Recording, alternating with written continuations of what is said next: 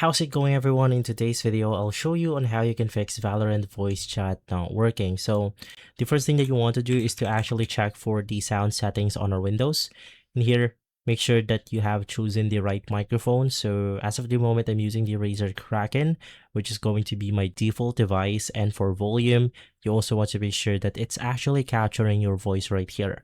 Well, if not, you could also head over to the more sound setting, and then you actually want to look for your speakers or your headphones. In my case, I'm using my main speaker, so just click on set default, click apply, and from there you should go on this part, head over to Valorant, navigate through the settings itself, and of course, let's click audio.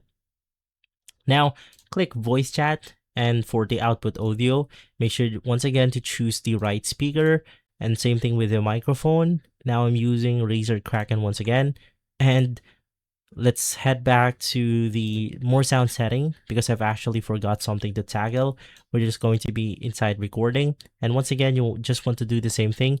In here, we have multiple microphones, but just look for your microphone that you were basically using.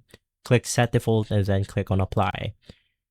Once again, do the same thing for the input device. Make sure that you have incoming volume, you have turned up the mic volume, and for the mic threshold, it's going to simply disable this once you have set it to 100.